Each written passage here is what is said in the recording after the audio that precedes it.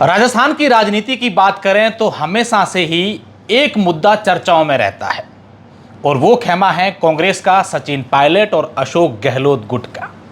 वर्ष 2021 में जो ये अंदरूनी खींचतान चल रही थी वो निकलकर सामने आई थी। उसके बाद कई सारी क्रिया और प्रतिक्रियाएं भी आई।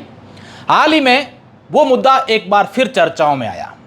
बताया जा रहा है कि कांग्रेस के दिग्गज नेता हेमाराम चौधरी द्वारा एक बयान दिया गया और उसके बाद से तमाम प्रकार की प्रतिक्रिया आई और वो बयान इतना वायरल हुआ कि प्रदेश के पूर्व मुख्यमंत्री अशोक गहलोत को भी उस पर एक टिप्पणी करनी पड़ी।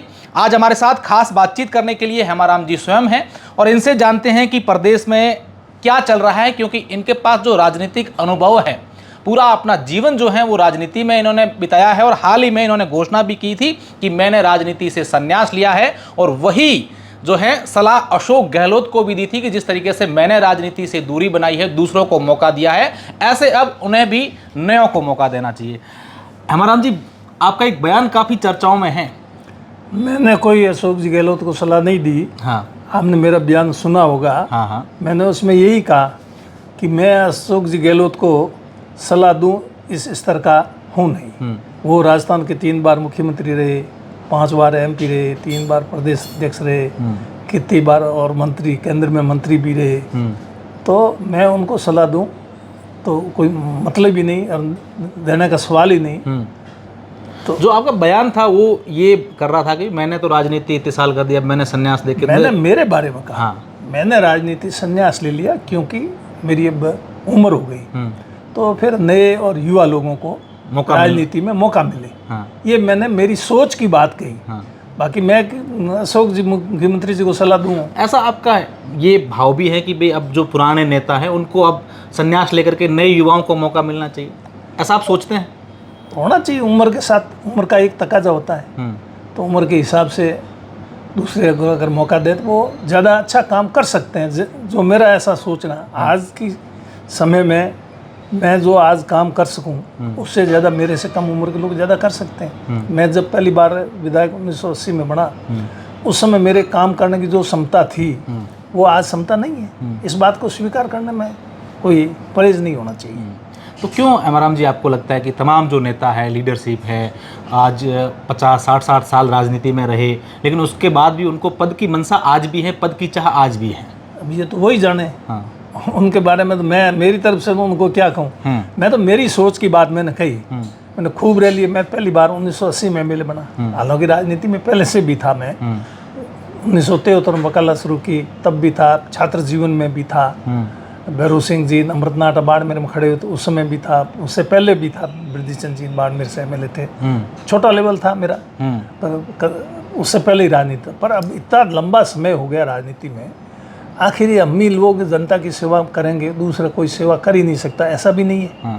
और सेवा करने के लिए दूसरों को भी मौका मिलना चाहिए। राजनीति क्या है? राजनीति क्यों राजनीति में हम राजनीति में ये क्यों सोच के आए, क्या जरूरत है इसकी? ये जनता की सेवा का माध्यम है। इसके द्वारा जनता की हम सेवा कर सकते हैं। अगर हमारे पास राजनीतिक शक्ति नहीं हो और सरकार में हम अगर कुछ भागीदारी नहीं हो तो हम जनता की सेवा अच्छे से नहीं कर सकते। वैसे तो कोई भी, हर आदमी भी जनता की सेवा कर सकता, साधारण आदमी भी जनता की सेवा कर सकता है और कर ही रहे। आज अगर यूँ देखा जाए तो छोटे स्तर के लोग भी जनता की बहुत सेवा करते हैं। और राजनेताओं का तो आज का कैसा चरित्र है, कैसा उनका हिसाब किताब है, कैसी उनकी ईमानदारी है, दूसरी है, उसके बारे में तो मुझे तो कहने की अधिकार ही नहीं है, क्योंकि मैं तो खुद राजनीति में हूँ। पर इसलिए अब मैंने तो ये सोचा कि अब राजनीति से अपना को हेमाराम जी, हाल ही में अशोक गहलोत ने एक बयान दिया कि मैं राष्ट्रीय अध्यक्ष बनना चाहता था, लेकिन उस समय मेरे साथ जो है वो ठीक नहीं हुआ, साजिशें हुई, इस कारण जो है मैं अध्यक्ष नहीं बना। अब ये तो अशोक जी जाने। आप उस घटना के गवाह रहे हैं। मैं आपको बताऊँ, ये तो अशोक जी जाने। पर CMR अशोक जी मुख्यमंत्री थे, उनके निवास पर कांग्रेस विधायकों की बैठक हुई। जितने भी कांग्रेस के विधायक थे उनकी वहाँ बैठक हुई। अशोक जी उस बैठक में मौजूद थे। उस समय अशोक जी खुद ने अपने स्पीच में कहा, वो आज स्पीच कहीं है नहीं है, खड़े होके कहा, पत्रकार लोग होंगे वहाँ, होगा, मिल जाएगा, आप पता करोगे। उन्होंने खुद खड़े होकर कहा, मैं राष्ट्रीय अध्यक्ष बनने जा रहा हूँ और नॉमिनेशन फाइल करूँगा वहाँ पर, और आप सब लोगों को वहाँ आना है, और मैं आपके राजस्थान से दूर नहीं हूँ, आप लोगों के बीच में ही हूँ, ये बात उन्होंने कही। तो राष्ट्रीय अध्यक्ष बनने की बात उन्होंने हमको तो कह दी थी।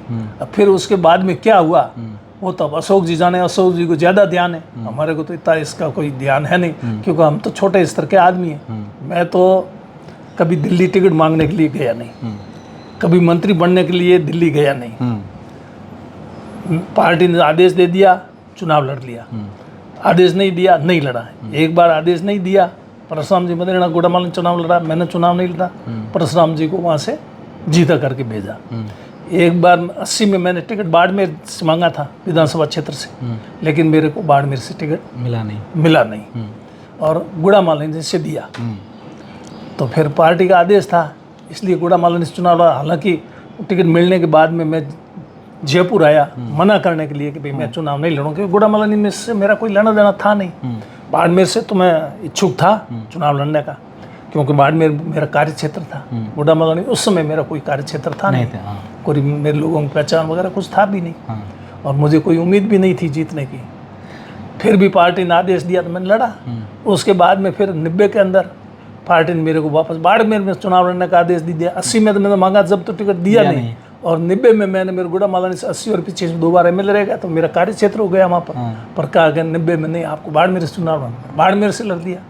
फिर मां 93 के अंदर कहा गया अब आपको चुनाव लड़ना ही नहीं है, तो मैंने नहीं लड़ा और पार्टी के लिए काम किया। कहीं कोई अगर कोई बता दे कि अभी परशुराम जी की मदद नहीं की हो और कहीं भी कोई की हो, तो हमेशा टिकट मिला तो चुनाव लड़ दिया, नहीं मिला तो नहीं लड़ा। और पार्टी के लिए जितना मेरे से हो सका काम करने की कोशिश, मैं नहीं कहता कोई मैंने बहुत ज़्यादा कुछ कर दिया। हेमाराम जी, वर्तमान में राजनीतिक गलियारों में ये चर्चाएं हैं कि कांग्रेस के जो प्रदेश अध्यक्ष हैं वो अब बदले जाएंगे, ऐसी चर्चाएं चल रही है। और ऐसे में अशोक गहलोत का वो बयान आना 2021 वाला, जो मानेसर घटना हुई, तमाम चीज़ें जो हुई उस पर प्रतिक्रिया देना, तंज कसना, तमाम चीज़ें करना, आपका राजनीतिक अनुभव इतने सालों का है, आप इस पूरे घटनाक्रम को किस तरीके से देखते हैं? अशोक गहलोत का ये इस समय में ये बयान आना कितना महत्वपूर्ण है? अब ये तो अशोक गहलोत ही बता सकते हैं। ये इस बयान देने की क्या ज़रूरत पड़ी, क्यों दिया, क्या नहीं। मैं तो खुद भी जब इनका बयान सुना तब ये, और जहाँ तक ये मानेसर की बात कर रहे थे, ये तो कई बार कह चुके इसके बारे में था, ये कोई पहली बार नहीं कहा है, ये हर बार हुआ है। तो ये तो जब भी अपना वक्तव्य देते हैं तो उसमें मानेसर तो उसमें उससे जुड़ा हुआ है, तो वो उनकी मर्जी है, वो क्या कहे क्या नहीं कहे। हम मानेसर गए थे, हाईकमान से मिले थे, हाईकमान हमारे को जो निर्देश दिया हम उस निर्देशों के अनुसार आज दिन तक चलते आ रहे हैं। और इसके अलावा हमारे पास कुछ है नहीं कहने को। आरोप किसी भी लगा दो, लगाने में कोई भी लगा सकता है। बीच की अगर बात करें तो अशोक गहलोत और सचिन पायलट के बीच में रिश्ते अच्छे हो गए थे, कई बार कई सभाओं में एक साथ, कई बार ये मैसेज भी दिया कि राजस्थान कांग्रेस एकजुटता है। लेकिन इस बयान के बाद अलग अलग ये लग रहा है कि अब फिर से जो है वो शुरू हो गया है इन दोनों के बीच में, जो अब स्थितियाँ रिश्ते ठीक नहीं हैं। पायलट साहब की तरफ से तो कुछ ऐसा कुछ है नहीं। आज ही मैं मिला था पायलट साहब के, हमारे तो अशोक जी गहलोत के बीच में ऐसा कुछ है नहीं। और आपने सुना होगा आज भी उन्होंने कहा वो तो वैभव जी को जैसा मानते हैं वैसा ही मेरे को मानते हैं। तो वैभव, आप इस बात से सहमत हैं कि अशोक गहलोत, वैभव गहलोत और सचिन पायलट को एक जैसा मानते हैं? ये तो अशोक गहलोत ने भी कहा कि मैं ये राजेश पायलट जी जब थे उस समय वैभव गहलोत और सचिन पायलट ये दोनों ही बराबर ही थे। वैभव गहलोत जैसे ही सचिन पायलट थे, मैं तो इनको मेरे बेटे जैसे ही मानता हूँ। और इसीलिए ये कह रहे हैं मैंने इनको मंत्री बनाने के लिए दिल्ली में सिफारिश की, तो मानते हो बेटा, मानते हैं तभी तो सिफारिश की। आज है वैसी स्थितियाँ? आज आपको लगता है, हेमाराम जी को लगता है कि आज वही स्थितियाँ हैं, बेटे जैसा मानते हैं पायलट साहब को गहलोत जी? होगी, क्योंकि कांग्रेस पार्टी का जहाँ तक सवाल है ना, तो उसमें सबको एकजुट रहना है। और कोई आपस में किसी तरह का मतभेद है तो मतलब मनभेद नहीं होना चाहिए, और पार्टी के लिए एकजुट रहना चाहिए। रहा सवाल पार्टी में किस बात का झगड़ा, कोई विवाद तो होना ही नहीं चाहिए। झगड़ा न पायलट साहब के और न अशोक जी के, न और किसी नेता के, न हमारे कोई होना ही चाहिए। जहाँ तक सवाल रहा मुख्यमंत्री का, ये तो हमारा पार्टी नेतृत्व तय करता है। अशोक जी को 3 बार मुख्यमंत्री पार्टी नेतृत्व नहीं बनाया ना, पार्टी हाईकमान ने बनाया। और आगे भी पार्टी हाईकमान क्या पता अशोक जी को बना दे, पायलट साहब को बना दे, और किसी को बना दे, क्या पता लगे इसका। मेरे जैसे आदमी को नेता प्रतिपक्ष बना दिया ना, ये तो पार्टी नेतृत्व नहीं बनाया। मेरी क्या हैसियत? अशोक गहलोत, मैं विधायक दल का नेता मैं बनूं, मैं कोई उस हैसियत का व्यक्ति हूँ क्या? लेकिन फिर भी उन्होंने बना दिया। मुझे एक बहुत बड़ी भारी जिम्मेदारी दे दी। मैं तो बहुत ही उस समय टेंशन में था। जिम्मेदारी दे दी तो मैंने कोशिश की, मैंने कैसे ही करके वापस सरकार लाएं। तो ये जिम्मेदारी देनी इसका कोई है मतलब नहीं। तो ये नेता प्रतिपक्ष से कुछ नहीं, आज है कल चला जाएगा। मुख्यमंत्री है तो ही जाएगा, MLA तो जाएंगे, जिंदगी भी चली जाएगी एक दिन, इस संसार से भी जाना। अशोक गहलोत ने हंसते हुए ये भी कहा था कि मुख्यमंत्री मैं बनना तो नहीं चाहता, लेकिन लोग चाहेंगे तो ऐसा देखेंगे। इस मजाकिया अंदाज में ये कहा है। तो क्या अभी भी अशोक गहलोत जो है वो मुख्यमंत्री पद की चाह में है? लोग कांग्रेस पार्टी को वोट देते हैं, व्यक्ति विशेष को नहीं देते। व्यक्ति विशेष को देना तो पार्टी से अलग होकर के चुनाव लड़े, कोई फिर बने मुख्यमंत्री। कांग्रेस पार्टी को वोट देते हैं और कांग्रेस पार्टी का मुख्यमंत्री कौन होगा ये पार्टी नेतृत्व तय करना। इतनी सी बात है, इसमें कोई इफ एंड बट है ही नहीं। अगर वर्तमान की बात करें तो ये राजनीतिक लोग हैं वो ये कहते हैं कि कांग्रेस में वर्तमान में कई सारे गुट बन गए हैं। पहले अशोक गहलोत सचिन पायलट का गुट था, अब डोटासरा जी का अलग गुट है, नेता प्रतिपक्ष टीकाराम जूली का अलग गुट है, हरीश चौधरी का अपना अलग गुट बना रहे हैं। क्या ऐसी गुटबाजी वाकई में है, हेमाराम जी को लगता है? नहीं, मेरे को तो ऐसी कोई गुटबाजी नहीं लग रही है। पायलट साहब कि आप कह रहे हो तो ये पायलट साहब, हम उस समय ये भाई नेतृत्व परिवर्तन करना चाहते, मुख्यमंत्री अशोक जी को बनाया, पार्टी नेतृत्व बनाया, तो हम हाई कमान के सामने अपना पक्ष रखना चाहते थे। कभी हम नेतृत्व 2.5 साल हो गए। हाँ, इसलिए अब मुख्यमंत्री अगर बदला जाए तो ठीक रहे। अब वो चाहे हमारा पक्ष सही था या नहीं था, हाईकमान के सामने, हाईकमान से हमारी बात हुई, मीटिंग हुई, कमेटी बनाई, एक 3 आदमियों की, अहमद पटेल भी उस कमेटी में थे, वो तो स्वर्गवास हो गया उनका। लेकिन उसके बाद में फिर मेरे को मंत्री भी बनाया, हम मानेसर कर रहे हैं, उसमें हम गए, उनमें से कितने लोगों को मंत्री भी बनाया, इनके साथ काम किया है, इनकी सरकार में, इनके साथ में। तो 5 साल पूरे किए हैं सरकार के, अच्छी सी सरकार भी चली बढ़िया। और फिर इसके बाद में अब इनके क्या है, सरकार अच्छी चली तो हेमाराम जी रिपीट नहीं कर पाई सरकार, क्या कारण रहे होंगे उस समय जब 2023 की सरकार बनी थी भाजपा की? तो रिपीट क्यों नहीं कर पाई अगर सरकार ने अच्छे काम करे तो? रिपीट तो होने की स्थिति नहीं बनी। अगर रिपीट उसका कारण आप मानते हैं कि पायलट और गहलोत गुट की आपस की लड़ाई रही होगी? पायलट और गहलोत गुट की लड़ाई तो नहीं रही, पर कई कारण रहे। अब उन कारणों को तो मतलब पार्टी उस पर सोचे विचार करे। अब मैं कह दूं ये इस कारणों से पार्टी आ रही हूँ, मैं अकेला तय करने वाला नहीं, न कहने का कोई मेरे को अधिकार है, पर कुछ कोई न कोई वजह तो रही होगी। अगर नहीं तो वापस सत्ता में आ भी जाते।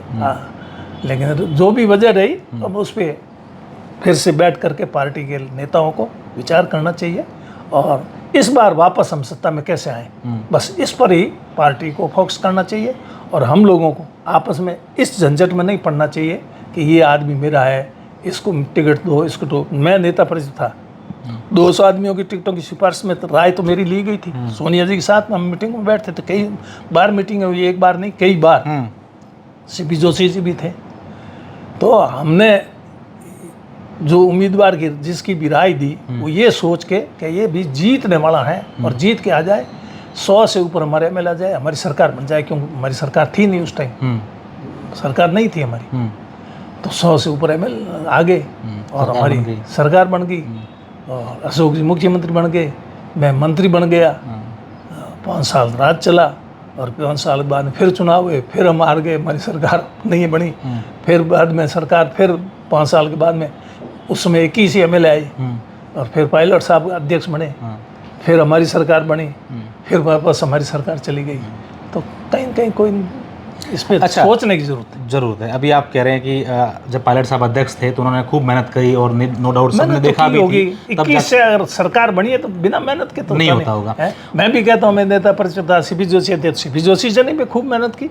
हाँ, और मैंने भी उनके साथ अच्छे से काम किया। सीपी जोशी जी जानते हैं, हम दोनों ने मिल करके वापस कैसे सरकार बना, ये सोच करके हमने काम किया। टिकटों के मामले में भी सीपी जोशी जी हमने यही इसी हिसाब से सोच करके कि भाई अपने जीतने वाला चाहिए। अच्छा, वर्तमान में आप किस तरीके से देखते हैं, क्योंकि आपने कई अध्यक्षों का कार्यकाल देखा है। अभी गोविंद सिंह डोटासरा जी प्रदेश अध्यक्ष है, अब अध्यक्ष बदलने की बातें भी, चर्चाएं भी चल रही है। अब संगठन सर्जन के तहत कई नए चेहरों को जिला अध्यक्ष के तौर पर मौका मिला है। तो वर्तमान स्थितियाँ कांग्रेस की क्या ठीक चल रही है, वर्तमान में ठीक है या अध्यक्ष बदलना चाहिए? अभी आपको क्या लगता है? नहीं, मैं अध्यक्ष बदलने की बात नहीं करता, ना मैं अध्यक्ष बदलने की बात करता, ना मैं ये कहता कि अगला मुख्यमंत्री ये होना चाहिए। ये अध्यक्ष कौन रहे, अभी ये है कंटिन्यू करे या दूसरा अध्यक्ष नियुक्त करे, ये पार्टी नेतृत्व का काम है, ये हमारा काम नहीं है। हाँ, नहीं, हम कई इतने कार्यकर्ता- बड़े नहीं हैं हमारा जो इस बारे में अपनी कई जो कार्यकर्ता है कांग्रेस के डेडिकेटेड जो लोग हैं, कांग्रेस को जो चाहते हैं, दिल से चाहते हैं, वो कई बार ये मांग भी उठाते हैं और जो कार्यकर्ता उनकी मांग हमेशा पार्टी का आलाकमान मानती रही है। अब ये मांग उठ रही है कि अब जो है वो सचिन पायलट को जिम्मेदारी राजस्थान की दे देनी चाहिए ताकि आने वाले समय में कांग्रेस की फिर से सरकार बने। तो क्या आप भी इस बात का समर्थन करते हैं? मेरे कहने से अध्यक्ष नहीं बनाना, जनता की पसंद जो हो उसको अध्यक्ष बनाओ, मेरा यही राय है। जनता ये मांग कर रही है, आपके कार्यकर्ता आपसे कई लोग मिलते होंगे। जनता ये मांग कर रही है कि नहीं रही, आप भी जनता में ही हो ना, हाँ, आप भी इस दुनिया में ही हो ना, हाँ। हैं? आपसे क्या छिपा, मेरे से ज़्यादा आपको जानकारी है। हाँ, जनता से राय ले लो, पूछ लो, फिर बढ़ाओ अध्यक्ष। जनता की राय हो तो उसको बढ़ाओ बस। तो आपको लगता है कि अभी कुछ बदलने वाला है? ऐसी आपसे राय नहीं, इस संबंध में मेरे पास कोई इसकी जानकारी है नहीं। बिना जानकारी के मैं यूँ तुक्के से बात नहीं करता। अच्छा हेमाराम जी, अब कांग्रेस के बाद हम आ जाते हैं आप वर्तमान सरकार की किस तरीके से देखते हैं? सरकार को 2.5 साल हो गए हैं, आप भी लगातार क्षेत्र में जाते हैं, लोगों से मिलते हैं, कई लोग आपसे मिलने भी आते हैं, तो क्या लोग संतुष्ट हैं? वर्तमान में सरकार की क्या स्थिति है? अब सरकार की स्थिति तो आप खुद से छिपी हुई है नहीं। इस सरकार में किस प्रकार से कानून व्यवस्था का हाल है, सुनवाई नाम की कोई चीज़ है नहीं, एक तरफा सब मामला चल रहा है। जो इनके पक्ष के लोग नहीं हैं उनको किस तरह से प्रताड़ित किया जाए, वोटर लिस्टों में नाम नहीं जोड़े जाए। जो अभी परिसीमन हुआ ये पंचायती राज का, नगर पालिका परिषद का, एक वार्ड बना दिया 10,000 का, एक वार्ड बना दिया 3,000 का। 10% 20% ऊपर नीचे हो सकता है, लेकिन इस तरह से वार्ड बढ़ाए और उनकी सीमाएं कोई आपस में लगती नहीं है, फिर भी उनको बना दिया। और तो मतलब इन्होंने इस मनमानी कर रहे हैं ये, और मनमानी कोई भी करेगा तो उसका तो अंत मेरे को तो खराब लगता है। हाँ, अभी तो इनके हाथ में, हाँ 2.5 साल तक तो इनका कोई कुछ नहीं बिगाड़ सकता, बाल भौंका नहीं कर सकता। ये जो चाहे वो कर ले, जिसको चाहे उसको मुकदमा में फंसा दे, जिसको सरपंच बनने से रोकना उसको रोक दे। राज्यसभा का मेंबर बनने से रोक दिया तो सरपंच तो है चीज़ क्या है? राज्यसभा के मेंबर के सामने एमएलए बहुमत है, वोट किसको दे एमएलए? उसका फॉर्म ही खारिज कर दिया। तो अब आप देखना, आप इस पंचायत राज के चुनाव में, सरपंचों में, प्रधानों में, प्रमुखों में, आने वाले एमएलए के चुनाव में फॉर्म खारिज होंगे ज़्यादातर तो बीजेपी वाले निर्विरोध चुन लेंगे, आप देख लेना। तो क्या कांग्रेस पार्टी पंचायती राज चुनावों के लिए तैयार हैं, मुस्तैद हैं कि हम किसी भी सूरत में जो इस बार? नहीं, कांग्रेस पार्टी तो तैयार बैठी, चुनाव हुए तो ना। चुनाव ही कहाँ हो रहे हैं? इनकी तो चुनाव कराने की हिम्मत ही नहीं है ना, हिम्मत टूट गई इनकी। ऐसा ये हाई कोर्ट डंडा बजा रहा है, अब हाई कोर्ट की भी नहीं सुन रहे। हाई कोर्ट वो संयम लोढ़ा जी गए हैं, कितनी बार ये टाइम मांग रहे हैं, और अभी भी कुछ पता नहीं। जुलाई 31 दी थी इनको टाइम, 31 जुलाई तो आ जाएगी, आ ही गई समझो आप, है जून है ना, जून के बाद में जुलाई है ना, इनकी कोई है तैयारी है? किसी प्रकार लग नहीं रही है कोई तैयारी के चुनाव। ये कह रहे हैं ओबीसी की रिपोर्ट नहीं, ओबीसी की तो आज थोड़े ही आरक्षण दिया, ओबीसी के पंचायत राज जो 1995 के अंदर व्यवस्था हुई नहीं, तब से लागू है। हाँ, तब से मैं ओबीसी के सरपंच चुने जा रहे हैं, उस सिस्टम से कर देते। अगर आपको कोई नए अगर जनगणना ये ऐसा कोई आंकड़े प्राप्त करके करवाना था तो अब ओबीसी आयोग बने कितना टाइम हो गया, आंकड़े इतने दिन अब जुटाए नहीं जा सकते। बिल्कुल हेमाराम जी, आप जिस विधानसभा से आते हैं, जिस विधानसभा में आपने जनता की सेवा की है, कई सारे काम करवाएं, उसी विधानसभा से जो अभी वर्तमान विधायक बने और सरकार के मंत्री भी हैं, तो लोग आपके विधानसभा क्षेत्र से आपसे मिलते होंगे। हालांकि आपने ये तो कह दिया कि मैं चुनाव नहीं लड़ूंगा, लेकिन लोगों का आज भी आपके प्रति उतना ही स्नेह है, उतना ही प्यार है, लोग लगातार आपके पास हैं। तो क्या मोटा मोटी आपको लगता है कि लोगों की काम नहीं हो रहे हैं, शिकायतें आ रही है, या फिर जो लोगों को दबाया, ऐसा कुछ हो रहा है? हो रहा वो आप देख रहे हो, ये बालो धोरीमीना गुड़ामाला ने उपखंड को बालोतरा में डाला, और उसके अंदर फिर धोरीमीना के पास में लुखू, धोरीमीना की सीमा लगती है, धोरीमीना जो नगर परिषद है ना, 10-12 किलोमीटर, 4-5 किलोमीटर में नगर पालिका की सीमा है ना, उसके लुखू गांव लगता है, लुखू की सीमा लगती है, उसको तो रखा बाड़मेर में। अब उसके पुलिस थाना बाड़मेर हो गया, एसडीओ कोर्ट बाड़मेर हो गया, तहसील नोकड़ा हो गई। तो तो इनकी हालत खराब, बाड़मेर के साथ रहे, इनकी हालत खराब कर दी। और बालोतरा के साथ गए वो तो वो कोलिया ना भूणिया के पास से बालोतरा जाना पड़ता है, पहले थी उससे दुगनी दूरी से भी ज़्यादा हो गया। अब उसके लिए इतना किया, लेकिन सुने कौन? कोई सुनवाई है क्या इस राज्य में? सुनवाई तो है नहीं। अब फिर भी पब्लिक अगर इनको चाहती है कि इसमें भी इन्होंने फिर स्वागत किया, फिर मतलब मंत्री ने जितना स्वागत ये बालोतरा जिले में उपखंड धोरीमीना और गुड़ामालानी को सम्मिलित किया ना, उस समय उनका स्वागत हुआ ना। धोरीमीना और गुड़ामालानी वो कह रहे हैं जोधपुर से पता नहीं कहाँ से शुरू हुआ, वो तो वो ज़्यादा उन्होंने बता दी दिया और बता देंगे। इसका ही अगर स्वागत हो रहा है तो फिर अब ये समझ में नहीं आ रहा जनता भी क्या चाह रही है, ये भी क्या करना चाहते हैं, क्या होगा ईश्वर जाने। मेरे तो ये समझ के बाहर बात हो गई, मेरे तो कुछ समझ में नहीं आता कि आखिर क्या मामला है, क्या हो। हेमाराम जी को क्यों कि वहाँ कोई खाली कांग्रेस वालों को बालोतरा नहीं जाना पड़ेगा, बीजेपी वालों को भी जाना पड़ेगा। और धोरीमीना के पास में बैठे हैं ये उड़ासर है, उड़ासर वालों को अब धोरीमीना रह रहे हैं ज़्यादातर, मतलब आज बड़े कस्बे में लोग बस गए वहाँ बैठे हैं। उनको काम काज के लिए बाड़मेर आना पड़ेगा, उनका थाना बाड़मेर हो गया, उनका एसडीओ कोर्ट बाड़मेर हो गया, तहसील उधर नोकड़ा हो गई। तो अब फिर भी अब वो बीजेपी वाले कहे हमारे बहुत अच्छा हुआ, बहुत अच्छा हुआ। तो भाई ठीक, तुम्हारे साथ हम भी चला लेंगे, और तो क्या, तुम बालोतरा जाने में खुश हो तो हम दुखी से हम जनता के लिए लड़ रहे थे, हम लड़ रहे थे, बाकी तो हमारे क्या लेना। मैंने देखा, मैंने कहा भाई जनता इस मामले में दुखी है और मेरा दायित्व बनता है, इसलिए मैं जनता के साथ खड़ा रहूँ। धरना जनता ने शुरू तो किया था, मैं तो उसमें सम्मिलित हो गया। अब उसने उसको धरने को मेरा धरना बता दिया, मेरा धरना नहीं था, वहाँ की जनता का ही था। मैं गया, जनता ने साथ भी दिया। और यूँ तो अब क्या है कि राजनीति वैसी चीज़ हो गई कि मतलब दूसरे को चाहे कितना ही नुकसान हो जाए, वो कहे बालोतरा कर दिया जिला, उनके दिमाग में बीजेपी के जो लोग हैं ना माइंडेड दिमाग, उनके तो बालोतरा नहीं जयपुर कर देना तो भी वो कहे भले ही कर दो बस, पर हमारे सही किया। ऐसी सोच वालों को क्या हम कहें। अच्छा, ये धरना हमने पार्टी की तरफ से नहीं रखा था, ये कांग्रेस पार्टी का धरना नहीं था, आम जनता का, आम जनता का था। अब कांग्रेस के लोग उसमें नहीं आए तो बीजेपी वाला तो वैसा ही कोई बच्चा ही आने, बीजेपी वाला तो उसका स्वागत कर रहे हैं, बीजेपी वाला तो आप देख लिया। तो फिर धरना तो कौन दे। और लोगों में ये भी माहौल था कि जैसे बालोतरा जिला बनाए तो अब हमारा क्या है कि आने वाले समय गुड़ामालानी को जिला बना लेंगे। इस बात को लेकर के लोगों में एक भ्रांति या इस प्रकार की बात चली कि गुड़ामालानी जिला बनेगा तो हमारे फायदा हो जाएगा और हम गुड़ामालानी कहा नहीं मैंने उस दिन बना दो गुड़ामालानी जिला, बना दो ना, कौन मना करता है।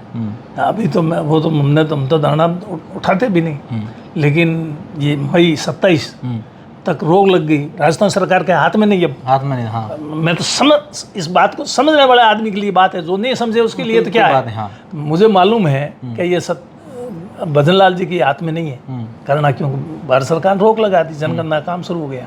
तो मई 27 की जनगणना काम पूरा होगा तब रोक हटेगी, रोक हटेगी तब तक लिए धरना हमने स्थगित किया। उसके बाद में जनता से फिर मिल करके अब जनता पूरी राय होगी तो फिर धरना देंगे, करेंगे, इनके ऊपर दबाव बनाएंगे, और फिर भी पार नहीं पड़ेगी तो भुगतेंगे, और क्या। अच्छा, अगली सरकार कांग्रेस की अगर आती है, हेमाराम जी की उसमें मजबूती हो तो हेमाराम जी पहला काम सरकार कांग्रेस की बनते क्या बालोतरा जिले का जो सीमांकन उसको ठीक करवाएंगे? वो तो होना ही है। हाँ, वो तो लोगों को अगर इस तरह से इधर से उधर फेंक दिया, जिधर जो रोल लेना चाहिए राय ले लेंगे। मैंने बालोतरा जिला जब बना था उस समय पायला कल्ला सेंद्री के पास में, तो पायला कल्ला के लोगों की दो राय थी। कुछ लोगों की राय थी कि बाड़मेर में रखो हमको, कुछ लोगों की राय थी बालोतरा के साथ। मैं पंचायत समिति की मीटिंग में गया पायला कल्ला, तो वहाँ पर पंचायत समिति की मीटिंग में तो ज़्यादा लोगों की राय थी कि बाड़मेर के साथ रखो, तो मैंने उसको बाड़मेर के साथ रखने का कह दिया, प्रस्ताव वगैरह उसी हिसाब से बनाया हो रहा था। फिर लोगों को पता पड़ा कि अभी पता क्या, उस लुका छुपा तो था नहीं, जैसा इन्होंने किया, हमने तो खुला था। तो लोगों को पता हमको बाड़मेर, तो फिर उस पंचायत समिति के लोग इकट्ठा हुए कि हम तो बालोतरा के साथ रहेंगे, ठीक है नहीं। तो भाई बालोतरा साथ रहना है तो वो तो पंचायत समिति में उस टाइम तो ये बात थी ना, दोबारा तुम इकट्ठे जाओ।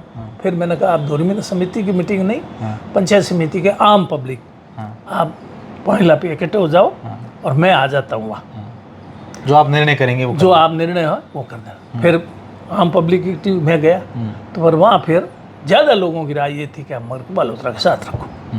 तो मैंने ज़्यादा लोग कहे वो करो भाई, वो तो कायदे की बात है, तो बालोतरा साथ रह जाओ, मेरे को कोई उसमें आपत्ति नहीं। मेरा बाकी क्षेत्र विधानसभा का बाड़मेर जिले में रहे गुड़ामालानी का, और एक ये भाग 5 लाख लाभ समिति का बालोतरा रह ले, उसमें मेरे क्या पड़ता, मैं बालोतरा चलेगा। आप लोग खुश रहो, वो करो, जहाँ पब्लिक खुश है वहाँ बस वही किया। हेमाराम जी, वर्तमान की बाड़मेर की राजनीति को किस तरीके से देखते हैं आप? बाड़मेर में क्या कुछ राजनीति में चल रहा है? क्योंकि बाड़मेर मैं तो राजनीति में सक्रिय हुई नहीं। मैंने तो राजनीति से, मेरा तो संन्यास लिया हुआ है। नहीं, आपने लिया, आपकी जो चाहने वाली जनता है वो अभी भी आपको नेता मान के बैठे कि हम, हमारे लिए चाहे कुछ भी हो, हेमाराम जी के साथ हम रहेंगे, हेमाराम जी चाहे करेंगे, कहेंगे वैसा करेंगे। जनता कहेगी तो जनता को सही सलाह दूंगा, गलत सलाह तो मैं कभी देता नहीं, किसी को भी दी नहीं। मेरे को किसी भारतीय जनता पार्टी के व्यक्ति ने मुझसे अभी कभी कोई सलाह दी, पूछी, तो मैंने उसको सही सलाह दी। खोटी सलाह दी एक ही मेरे को बीजेपी का आदमी कह दे कि मेरे को खोटी सलाह दी, और बीजेपी वाले को कभी कोई जबान से कह दिया, कमिटमेंट कर दिया, तो उससे साथ धोखा नहीं किया। ये मेरी अब 80 साल की उम्र हो गई, मेरा जीवन इस तरह का बीता, तो अब आगे तो मैं इस तरह का और कोई ऐसा काम नहीं करूं जिससे कि मेरे ऊपर कुछ ऐसा। अच्छा, आप कह रहे हैं कि मैंने संन्यास ले लिया है, तो अब बाड़मेर की राजनीति में ये भी चर्चाएं हैं कि अब सुनीता जी जो हैं आपकी सुपुत्री, वो इस बार चुनाव में एक्टिव रहेंगे, चुनाव मैदान में रहेंगे। सुनीता तो अभी तक कोई किसी राजनीतिक पार्टी की मेंबर भी नहीं है। वो तो अपना धंधा कर रही है, पहले वकालत करती थी, अब उनका अहमदाबाद में धंधा है, वो अपना धंधा कर रही है। वो मेरी उम्र हो गई, नहीं उम्र के हिसाब से थोड़ा मेरा ख्याल रखती है, इसलिए वो थोड़ा मेरे साथ रहती थी। तो बाकी राजनीतिक बाकी राजनीति क्या करना, मैंने कर ली, खूब देख लिया मैंने राजनीति में। हाँ, भविष्य में ऐसा कुछ हुआ तो हेमाराम जी चाहेंगे कि अपने परिवार से कोई राजनीति में आना चाहिए? जिस तरीके से जनता का आपके प्रति आज भी प्यार है, तो उनकी सेवा के लिए हमारे परिवार से कोई एक सदस्य हो। सेवा का तो ये जो सुनीता अभी भी सेवा कर रही है, ये सेवा हम लोग नहीं कर सके, मैं नहीं कर सका, वो इसने की नहीं की। फिर वीरेंद्र धाम बहुत बड़ा एक शिक्षा के क्षेत्र में काम करा है। हेमाराम जी, आमतौर पर हम लोग देखते हैं, मेरा आखिरी सवाल है कि नेता जो हैं उम्र बीत जाने के बावजूद भी राजनीतिक चाह रखते हैं, पद पाना चाहते हैं, जैसा आप लोग, हम सब लोग देख रहे हैं। आपके मन में ऐसा क्या आ गया कि मैं अब राजनीति से संन्यास लेता हूँ? एक दुख के नेता होंगे पूरे देश भर में, या अपने क्षेत्र की बात करें तो ऐसे ओपनली सार्वजनिक है कि मुझे राजनीति नहीं करनी, ना मैं चुनाव लड़ूंगा, और आज से आपने करके भी दिखा दिया 2023 चुनाव में। देखो, इंसान की कमजोरी है, इंसान की ये कमजोरी है कि पैसे की कोई सीमा नहीं, जिस वो कि इसको संतुष्टि मान ले, ये सेटिस्फेक्शन पॉइंट। जिसके पास 100 करोड़ रुपए है वो भी उसको कम मानता है, जिसके पास 5000 करोड़ वो भी कम मानता है, जिसके पास करोड़ ही नहीं है, लाखों में ही है, वो भी कम मानता है। तो अच्छा, पद जिसको मुख्यमंत्री का पद मिल गया वो भी उसको छोटा मानता है, जिसको मंत्री का पद मिल गया वो भी छोटा मानता है, मुख्यमंत्री बनना चाहिए है। और एमएलए बन गए, पहले अभी तो अब सभी एमएलए बनने के हैं, जो नहीं बने हैं वो एमएलए बनना चाहेंगे पहले तो। जिस दिन एमएलए वो चुनाव हो गया, जीत जाएंगे, दूसरे दिन उनके चक्कर लग जाएगा मंत्री का। मतलब ये तृष्णा खत्म नहीं होती, आगे से आगे बढ़ती जाती है। तो ये पद की तृष्णा, पैसे की तृष्णा, ये खत्म नहीं होती है, और इसकी कोई लिमिट है ही नहीं। एक चीज़ की लिमिट बांध दी भगवान ने, और कोई लिमिट नहीं देखी मैंने, वो ईश्वर ने बांध दी लिमिट। अगर ईश्वर वो लिमिट नहीं बांधता ना ईश्वर, तो ये दुनिया आज रहती नहीं। हाँ, वो लिमिट क्या आप कहोगे? वो लिमिट ये है कि ये जो पेट है ना, इसके अंदर अपन कितना खा सकते हैं। कोई आदमी ज़्यादा खाता, कोई कम खाता। मैं खाना खाता हूँ, उतने खाने से 4 आदमी खाना खा सकते हैं, एक मान लो बात है। और मैं ज़्यादा खाता हूँ, मान लो दूसरे 4 आदमियों का पेट भर सकता, पर तो मैं 4 आदमियों का खाना खा सकता हूँ, उससे ज़्यादा कितना, उससे ज़्यादा नहीं खा, उससे ज़्यादा तो नहीं। अगर मैं 100 आदमियों का खाना खा सकता हूँ तो फिर 100 आदमियों का खाना खा जाऊँगा, तो फिर लोग तो भूख मरेंगे, अनाज तो सब खा जाएंगे। ये लिमिट भगवान ने बांधी। ऐसी लिमिट अगर बांध दें पद के लिए, ये पैसों के लिए, प्रतिष्ठा के लिए होना चाहिए, उससे ज़्यादा नहीं आप कर नहीं पाओगे। हाँ, बस आपकी लिमिट यही है, तो रुके तो पल नहीं, बाकी तो इंसान रुकने वाला नहीं है, उसकी तृष्णा बढ़ती जाती है। हाँ, ये तृष्णा जब तक नहीं मिटे ना। हाँ। बहुत ही बड़ी बात कही है हेमाराम जी ने। हेमाराम जी, मेरी एक आखिरी सवाल है, और एक आपसे ये भी चाहूँगा कि आप आज के दौर में तमाम उन राजनेताओं को क्या सलाह देना चाहेंगे? क्योंकि आपने बताया कि सन 1973 से आप राजनीति में एक्टिव है, आज एक लंबा अरसा आपका राजनीति में हो गया है, तो क्या तमाम नेताओं को एक सलाह, या यूँ कहना चाहेंगे जो नए युवा राजनीति में लोग आ रहे हैं, नई राजनीति, आज की दौर की राजनीति, क्या उन्हें कहना चाहेंगे? किस तरीके से वो राजनीति करे और कैसे जनता का काम हो सकता है? मेरी सलाह कोई पूछे मुझे तो मैं दे दूंगा सलाह, यूँ बिना पूछे किसको सलाह दूँ? अब मेरे को ये पूछे कि मुझे क्या करना चाहिए, तो मैं कह देता हूँ। मेरे पास कई लोग आते थे, मैं राजनीति में था पहले, मेरे पास जब मैं कोई नाम लेके नहीं मतलब मेरे पास आए क्या साहब हम राजनीति माना चाहते हैं, मैं कि भाई इस राजनीति में कुछ नहीं है, मैं हूँ, मेरे को पता है, इसलिए भी अपना कोई काम धंधा करो ठीक रहेगा। क्या नहीं साहब, तो उनको मेरी बात अच्छी नहीं लगी, ठीक है, वो उन्होंने मेरे छोड़ दिया। फिर कोई दूसरे मिल गए, अब सब ऐसा कौन कहते हैं, दूसरों के चक्कर में पड़ गए, और चक्कर में पड़ गए, वो राजनीति चक्कर में घूम रहे ऐसे लोग हजारों लोग होंगे, मैं देख रहा हूँ, मेरे जानकारी में लाखों लोग, हजारों लोग बाड़मेर जिले में हो जाएंगे, लाखों जो इस राजनीति के चक्कर में बर्बाद हो गए। मिलना कुछ, अब जो जीत गया वो तो ठीक है, उसने तो अपना कुछ इल्म कर लिया है, बाकी तो मिलना क्या है। आज एमएलए में इतने पैसे खर्च करके आप एमएलए बन करके करोगे क्या? सरपंच में इतने पैसे खर्च करते हो, उसके बाद सरपंच बन के क्या करोगे? जनता की सेवा, जनता की सेवा कौन सी? सरकार का पैसा आता है वो लगाना, वो तो कोई भी लगा देगा, कोई भी लगा देगा। अब उसमें से कितना लगा रहा है ये बात अलग है, लगाते नहीं हैं लोग अधिकतर। अब लगाते हैं नहीं लगाते, मैं कहूँगा फिर अभी इस उम्र में किसी से क्यों दुश्मनी लो, पर मेरे को नहीं लगता है। तो राजनीति में देखो सेवा के लिए आवे, जब तुम, अब मुझे लगा नहीं, मैं मानता हूँ कोई समय में राजनीति एक सेवा का माध्यम था और लोग सेवा के हिसाब से ही आते थे। मुझे याद है हमारे गांव की बात, सरपंच के चुनाव के टाइम में पहली बार सरपंचों की बात थी, तब हमारे गांव में एक पंचायत बनी, उस पंचायत भाई सरपंच किसको बनाए, तो गांव के लोग इकट्ठा हुए तब किसको बनाए, तो अब क्या किसको बनाए, कौन बने, कौन धक्का खाएगा, कौन जाएगा, कौन वहाँ गोता खाएगा रोज, चक्कर काटेगा। ये होता था उस समय? हाँ उस समय वो मालूम है मेरे को, चक्कर काटेगा। मेरे पिताजी थे वो, फिर हमारे क्या भाई एक हमारे थोड़े पढ़े लिखे भी हुए, कुछ पढ़े लिखे भी थे नहीं लोग, एक नवला राम जी करके कुछ पढ़े लिखे थे, मतलब होशियार आदमी थे, पढ़े लिखे भी थे, कि इनको बना दो, ये धक्के खाते रहेंगे, बाकी कौन जावे। हाँ, तो उस समय तो पढ़े लिखे का कुछ था नहीं, अनपढ़ का ही मामला था। तो मेरे पिताजी को बनाते तो वो भी बन जाते, वो कभी सरपंच नहीं बने, उन नवला राम जी को सरपंच बनाया। वो टाइम था। और आज कितना, एक रुपया खर्च नहीं होता है सरपंच में, पहले 1 रुपया ही खर्च नहीं होता। मैं भी, हमारे भी परिवार से 6 बार में से सरपंच है, लेकिन हमने तो 1 रुपया खर्च नहीं किया। गांव वाले उल्टा थोड़ा करते हैं तो फिर वो मानते नहीं है, तो फिर वो फॉर्म भर देती बस। उसके अलावा वोट किसी से नहीं मांगा, एक व्यक्ति वोट मांगे क्यों? मैं हम तो चुनाव लड़ने का मना कर रहे हैं, वोट मांगने की बात जब उसके लिए है ना, जो कहे कि मैं चुनाव लड़ूँ मेरे को वोट दो, वो जबरदस्ती कर। और आज स्थितियाँ ये है कि हर घर में एक सरपंच बनना चाहता है, हर घर का व्यक्ति, हर घर में सरपंच बनना चाहे, एमएलए बनना चाहिए। कितने एमएलए के उम्मीदवार हैं, लाइन लगी है। हाँ।